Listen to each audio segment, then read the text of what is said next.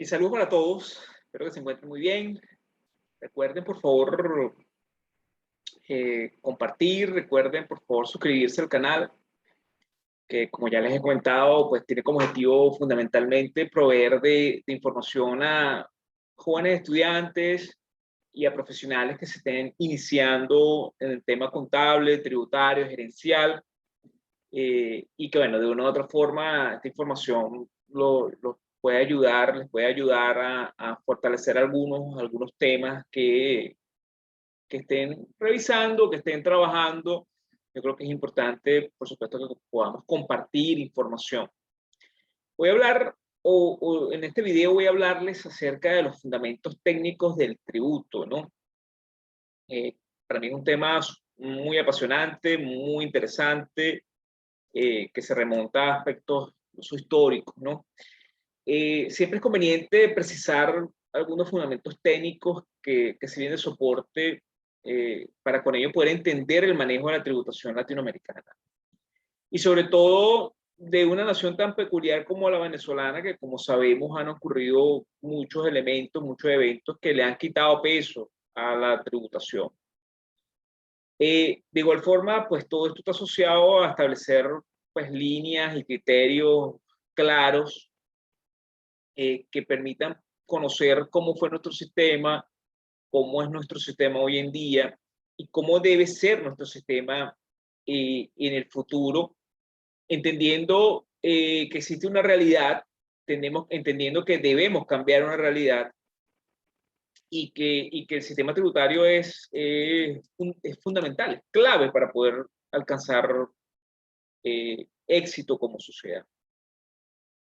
Muchos de los fundamentos que tenemos son heredados, ¿sí? Son nociones que ya se han establecido en otras jurisdicciones y que debemos estar claros que son la columna vertebral de la política fiscal de cualquier jurisdicción, ya que a través de los subsistemas de la administración financiera del Estado se logra en el país y en la región, en cada región, se logra pues lograr ese objetivo tan importante como es la satisfacción de necesidades públicas.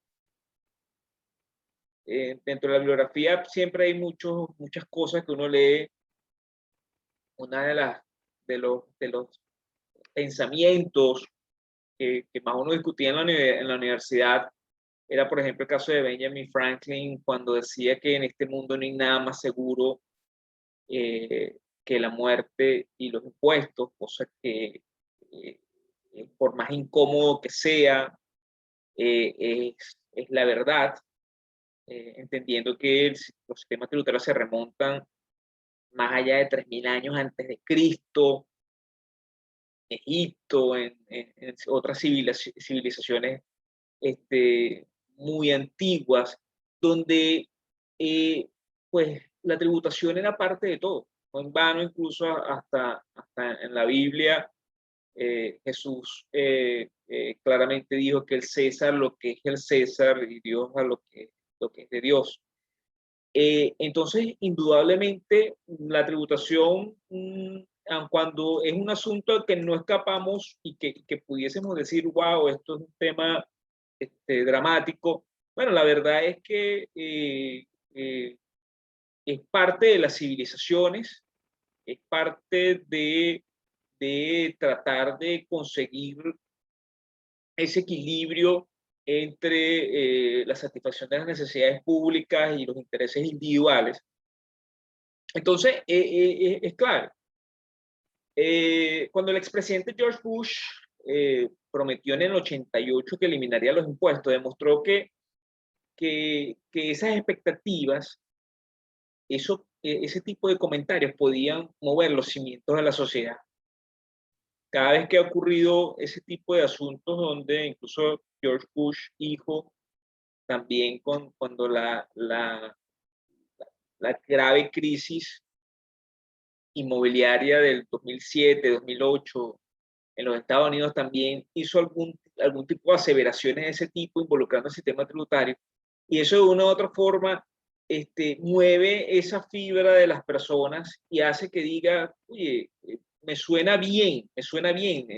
Quizás aquí en Venezuela y en otros países de Sudamérica no pasa lo mismo, ¿no? No pasa lo mismo, no nos da ese mismo movimiento visceral, pero sí en muchos países desarrollados, pues el tema tributario eh, genera muchos cambios en las sensaciones de las personas. Los grandes hitos de la historia tuvieron disparados por asuntos tributarios.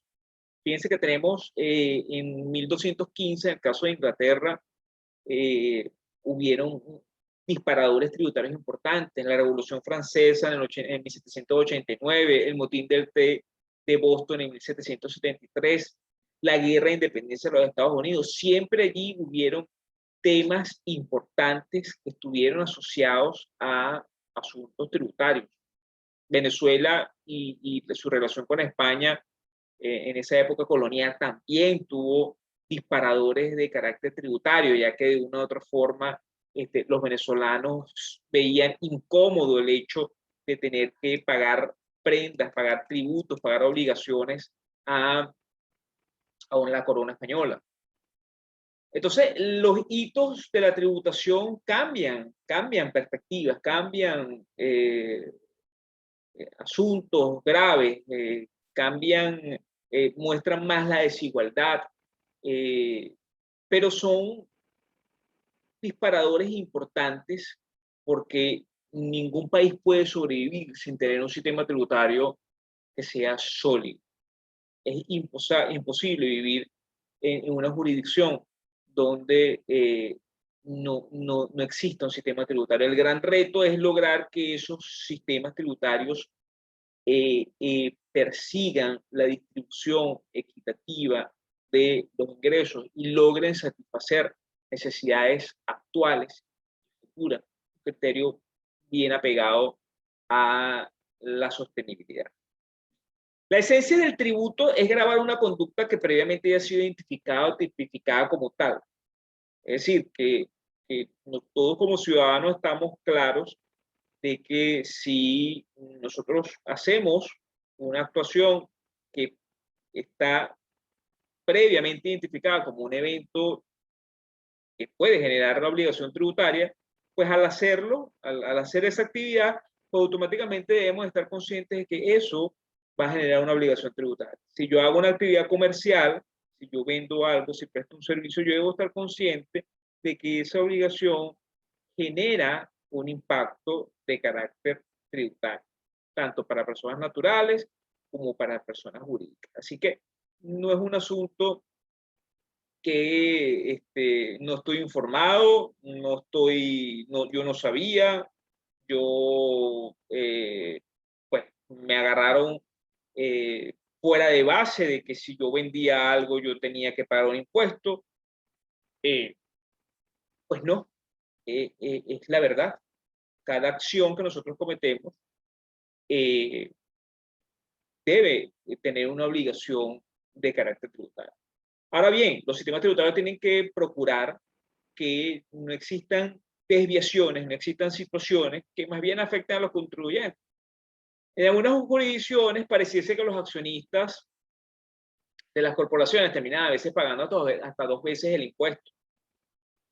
En algunas jurisdicciones las empresas pagan impuestos sobre las utilidades que generan y después cuando distribuyen esas utilidades sobre los accionistas, pues terminan en ocasiones en algunos países pagando otra vez un impuesto a los dividendos. Venezuela tiene un sistema de impuestos proporcional a los dividendos que trata de mitigar ese tipo de situaciones. Sin embargo, hay muchos países en los cuales este tipo de situaciones ocurre y más bien terminan tributando 2 veces a un mismo contribuyente. Hay otros países, por ejemplo, el caso de Estonia, que fíjense que en el caso de Estonia, las empresas no pagan impuesto a la renta a menos que decreten dividendos. Entonces, eso busca más bien que las empresas capitalicen, que las empresas inviertan en incrementar sus operaciones, incrementar la calidad de sus productos, sus bienes, y que solamente pagan impuestos si esos ingresos van al bolsillo de los accionistas. Ahí es donde pagan impuestos a la renta. Entonces, es claro de que un escenario u otro, pues incentiva o desincentiva la generación de emprendimiento.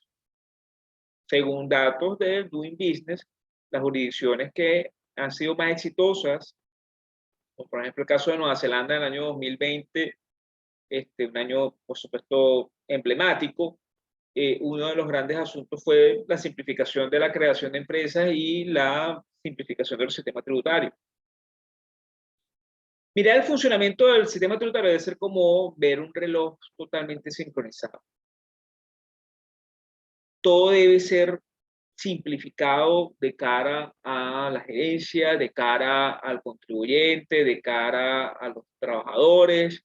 Debe haber una sincronización que permita que todos funcionen de manera organizada y que el objetivo común sea generar prosperidad y que esa prosperidad se genere en pago de tributos justos que permitan que se puedan satisfacer necesidades. Allí es donde es fundamental establecer que la claridad en cuanto al sistema tributario es fundamental, dado que si el sistema tributario es claro, es sencillo, es eficiente, pues lo que va a generar es mayor probabilidad de que existan mayores emprendedores, mayor cantidad de emprendedores y que esos emprendedores generen rentas, se formalicen y generen más prosperidad. Fuentes de empleo, generen pagos de impuestos, generen la necesidad de crear incluso otros emprendimientos alrededor de ellos. Es importante entonces en ese sentido establecer varios conceptos, ¿no? Nunca está de más dejarlo en la mesa, como es el caso del Estado. Según muchas lecturas que uno pues, ha realizado, uno de los libros donde se menciona el concepto del Estado, fíjense que paradójicamente es el libro del príncipe Nicolás Maquiavelo, donde él afirma algo bien interesante. Dice, todos los estados, todos los dominios que tuvieron o tienen potestad sobre los hombres pueden dividirse en repúblicas y principados. Fíjense que ese concepto de Estado lo abre una categorización de república y principado. Los principados, pues, estamos hablando que básicamente son esos sistemas en los cuales el poder está en manos principalmente por afiliación a la sangre, ya sea por linaje o sea por coacción. Mientras que las repúblicas, pues sí, buscan estos esquemas más organizados de definir quiénes son las personas más capacitadas teóricamente para llevar las riendas de un país. Esa era la visión de Nicolás Maquiavelo, que como saben, ese libro fue dirigido principalmente para mantener en el poder a ese linaje.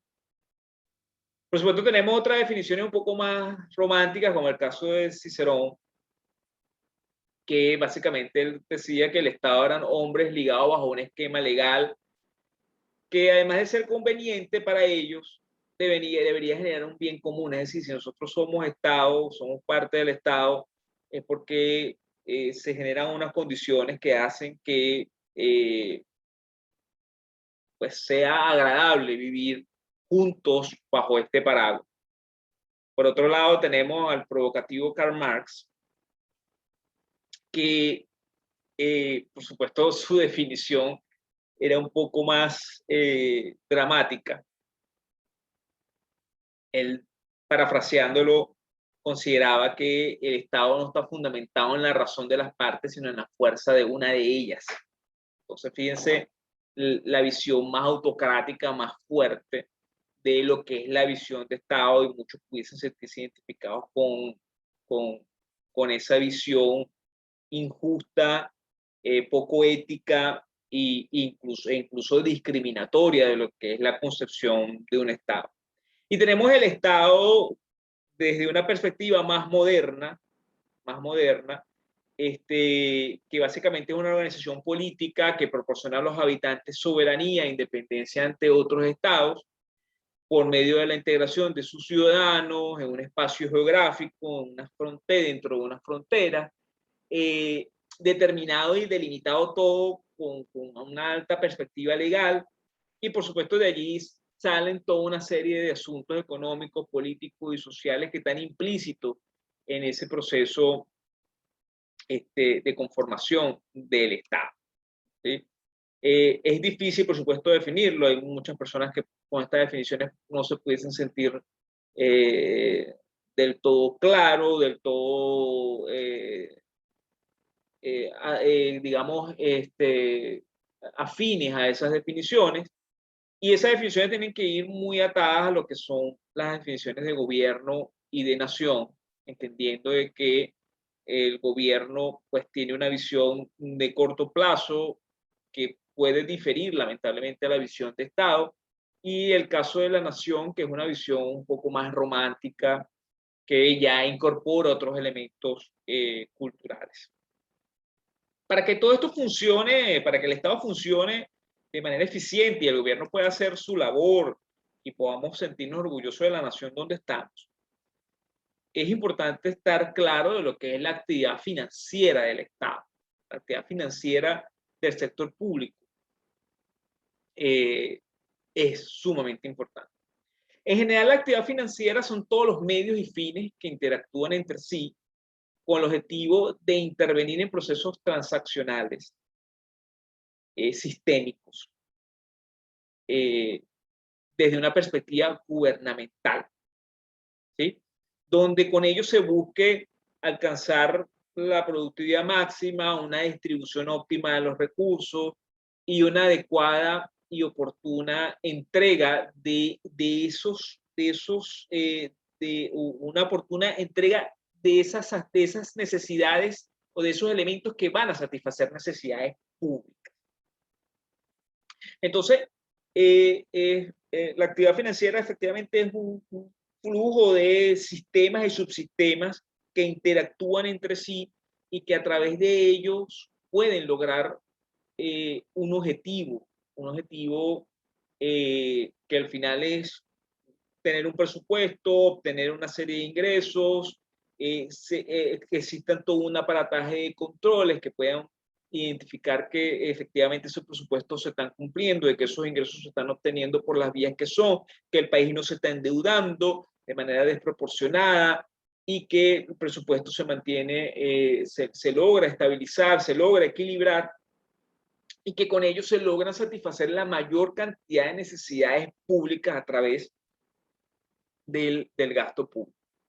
He entendido de que un Estado no está diseñado, un gobierno, un Estado no están diseñados para acumular riquezas. Una nación no debe acumular riquezas. Fíjense que aquí utilizo los tres conceptos porque ninguno de los tres, Estado, gobierno, nación, son diseñados para esto. Ellos están diseñados es para poder dar la mayor, a través de su gestión, dar la mayor cantidad de satisfacción de necesidades públicas con transparencia y, por supuesto, mitigando la corrupción, ¿no? Que es el principal mal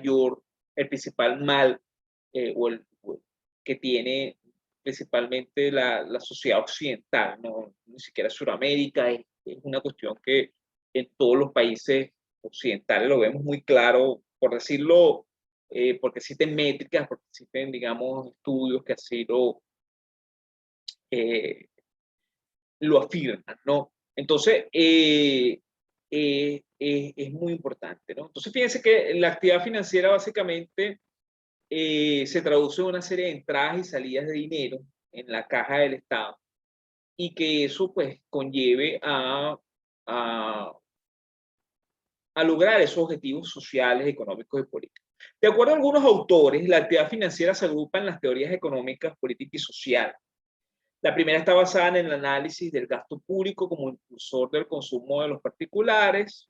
Al Estado determinadas necesidades colectivas, actúa sobre ellas a través de la erogación de recursos con múltiples propósitos. Algunas corrientes afirman también que desde la perspectiva de esta teoría debe haber máximo beneficio con mínimo esfuerzo, principio muy bien aceptado en el sector privado de cualquier economía, es decir, que el Estado tiene que buscar esas fuentes de ingreso para poder satisfacer necesidades sin con ello pues, generar mayores distorsiones, porque el aparataje del Estado tampoco tiene que ser desbordado. La teoría política ve la actividad financiera como la forma de que el Estado emplea para lograr sus fines, por lo que cada acción tiene una connotación de ese tenor. Todo indica que verla aislada hace que carezca de sentido. Y por último, la teoría social parte del hecho de que toda actividad financiera tiene que atender necesariamente a la conservación del ambiente, personas y necesidades de los más desposeídos, una visión bastante asociada a las ODS y a las ODM. Entonces, al final parece que la combinación de las tres, de la económica, política y social, de esas teorías, pues hacen el engranaje perfecto para que la actividad financiera, entendiendo que dentro de la actividad financiera está el sistema o está la tributación como un elemento importante para generar esos ingresos, pues debe hacerse de una manera altamente sincronizada. Comprender la actividad financiera del Estado no es un asunto académico. La verdad que para mí no es un asunto académico, es un asunto de ciudadanía. Un asunto de ciudadanía porque a nosotros entender la manera como interactúan todos los elementos de la administración financiera del Estado, podemos comprender la interrelación que existe entre ese aparataje gubernamental y nosotros como ciudadanos, partiendo de que nosotros somos los empleadores de esas personas que llevan el mando del país. Entonces, no es un asunto académico, no es un asunto académico, es como que el dueño de una empresa se interesara por entender qué es lo que ocurre en su empresa. Es como si el padre de familia quisiera entender qué es lo que ocurre con sus hijos. Es como el gerente corporativo quiere tener claridad de qué es lo que ocurre dentro de sus actividades laborales. Es básicamente lo mismo. Nosotros deberíamos como ciudadanos estar interesados en entender eso. Allí con eso nos viene un concepto adicional que es el de política fiscal. La política fiscal para algunos autores es el cúmulo de decisiones gubernamentales destinadas a obtener recursos para sufragar gastos y con ello cubrir necesidades colectivas. La política fiscal abarca todo, abarca mucho. Con el paso del tiempo, la historia ha demostrado que el papel del Estado es fundamental en pro de generar cambios y de generar condiciones aceptables de vida para los ciudadanos.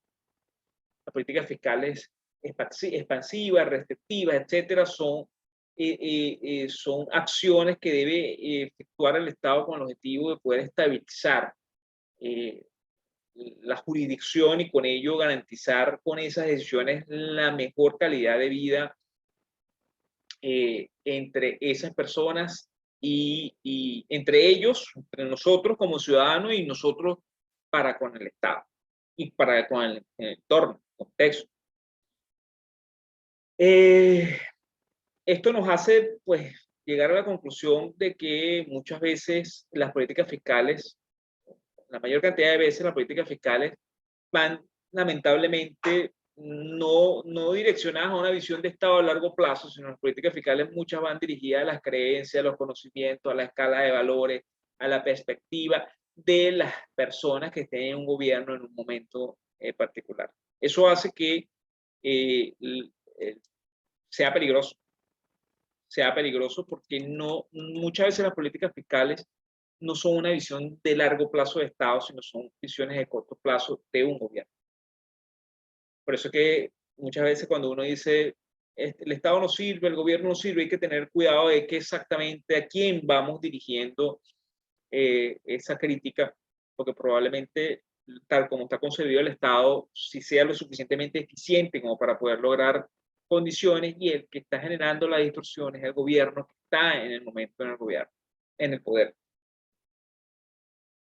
Es importante hacer énfasis en el hecho de que la política fiscal se refiere a cómo el Estado enfoca los problemas relacionados a la plena y eficaz utilización de los recursos nacionales y el mantenimiento de la estabilidad del nivel de precio. De allí que el objetivo de la política fiscal sea principalmente atenuar el llamado al ciclo de los negocios, evitar el secular estancamiento y la secular inflación, y al mismo tiempo crear un ambiente favorable para el progreso económico.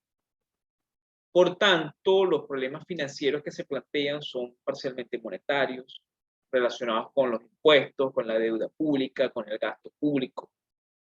Es decir, que el financiamiento del gobierno comprende tres funciones fiscales básicas, que son el establecimiento de tributos, la ordenación del gasto y el manejo o administración de la deuda pública, y pues de allí pues surge todo este tema de teoría fiscal y la política derivada de ella, con el objetivo de satisfacer o de mejorar las condiciones del Estado. Esto, por supuesto, este tipo de comentarios, fundamentalmente lo conseguimos en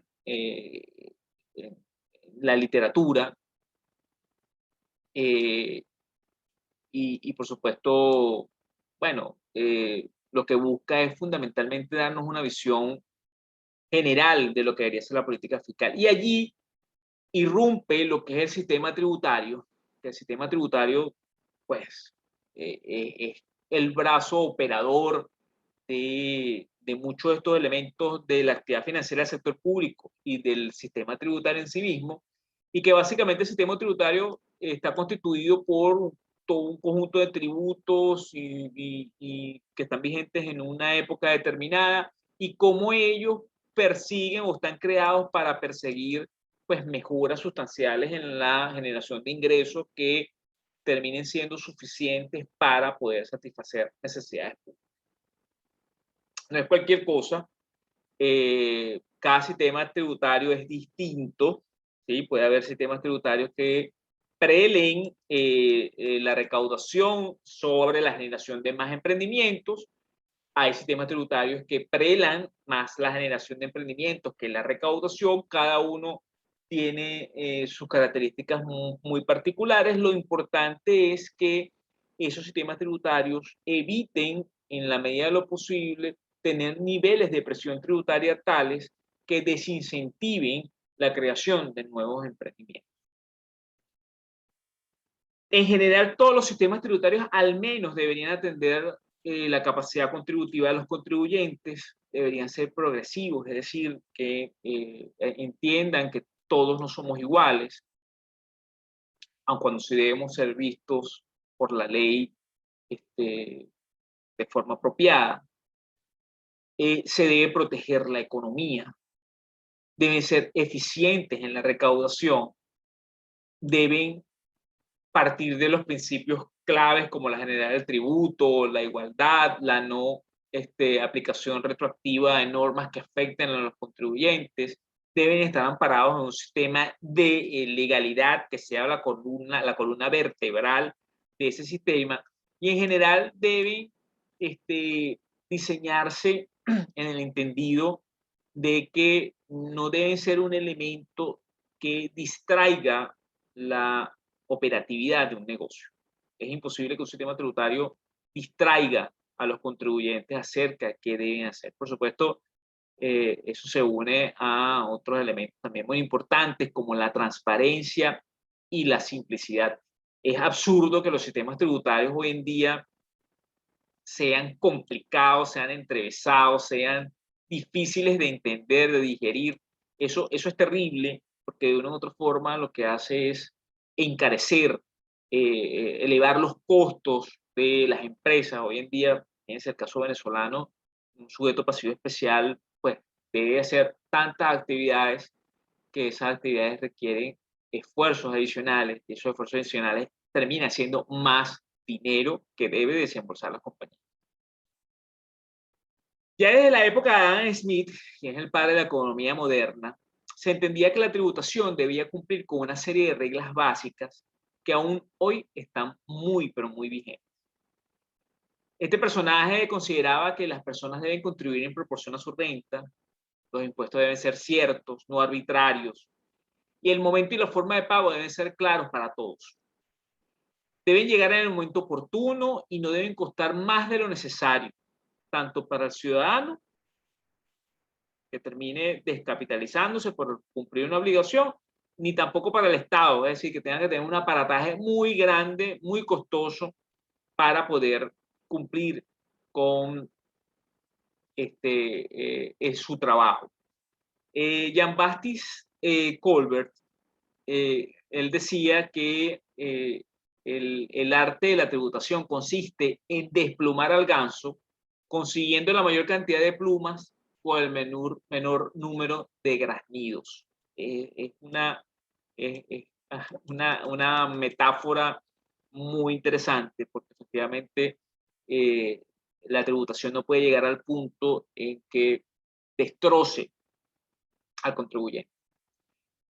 Ese sistema tributario se debe basar o debe apoyarse en lo que es la hacienda pública. La hacienda pública, que es el patrimonio nacional, pues el sistema tributario alimenta a la hacienda pública, y la hacienda pública, pues entonces efectivamente, pues es la que lleva sobre su hombro todo lo que son los recursos patrimoniales propiamente dichos o de dominio, los recursos de las empresas estatales, los recursos gratuitos, los recursos tributarios, los recursos derivados de sanciones patrimoniales, los recursos monetarios, los recursos del crédito público, que fíjense que está muy atado a lo que es la estructura de la actividad financiera del sector público. Entonces, fíjense que todo termina estando amarrado una cosa con la otra. Ya llevándolo al plano jurídico, el derecho tributario que surge para algunas corrientes del derecho financiero, pues de una u otra forma es el que termina de amalgamar todo lo que es el tema del sistema tributario, hacienda pública, etcétera, ¿no? Está muy atado al derecho administrativo, está muy atado al derecho público. El derecho tributario, de verdad que requiere del apoyo de muchos elementos para poder llevar a cabo su labor. Y por supuesto, muchos tratadistas, muchos estudiosos como Giuliano von Rusch y tantos otros estudiosos del tema, Dino Harach, etcétera, han planteado sus definiciones. Yo les puedo citar algunas, como por ejemplo el conjunto de las normas y principios jurídicos que se refieren a los tributos, la ciencia del derecho tributario como aquella que tiene como objetivo el conocimiento de esas normas, y así como esa, pues muchas definiciones de derecho tributario que hemos visto en el tiempo que han ido creciendo, han ido pues alimentándose de la evolución del mundo.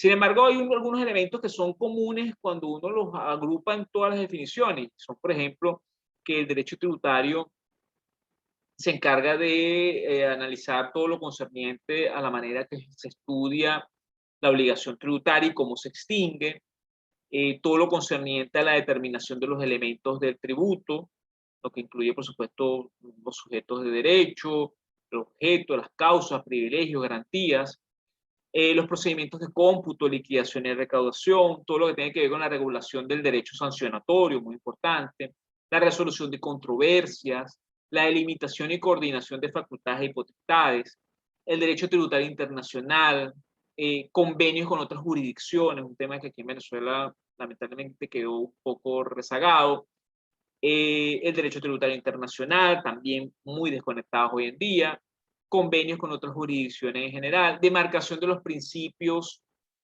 constitucionales aplicables, y en general, pues todos estos elementos que hacen que el derecho tributario confluya en muchos asuntos que, como podrán entender, pues son de suma importancia para que la potestad tributaria pueda ser ejercida de forma apropiada. Y allí aprovecho de incorporar este término de potestad tributaria, que básicamente es la facultad que tiene el Estado, por su poder de imperio, de crear de manera unilateral estos tributos, entendiendo todo lo que hemos hablado en estos minutos acerca de principios tributarios importantes, como el de legalidad, no retroactividad, etcétera, y que el Estado con esa potestad puede coaccionarnos a nosotros a pagar las obligaciones tributarias en el entendido de que esas obligaciones son con el objetivo de poder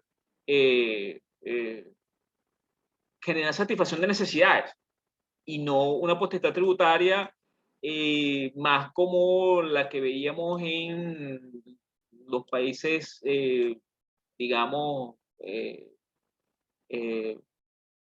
llevados por dictaduras, por principados, donde la coacción o donde la, generación, la búsqueda de generar ingresos públicos no estaba destinada a satisfacer necesidades, sino a satisfacer más bien privilegios de el poder en el mando del gobierno. Entonces, bueno, de una u otra forma la potestad tributaria lo que debe perseguir entonces es generar a través de esa coacción que, digamos es válida dentro del contexto de ese pacto firmado entre el Estado y los ciudadanos a través de la Constitución Nacional, pues que eso se dé de una manera pues respetuosa de los derechos que deben respetarse, de los deberes y los derechos que deben haber entre el Estado y sus ciudadanos y sus sujetos pasivos de obligaciones tributarias.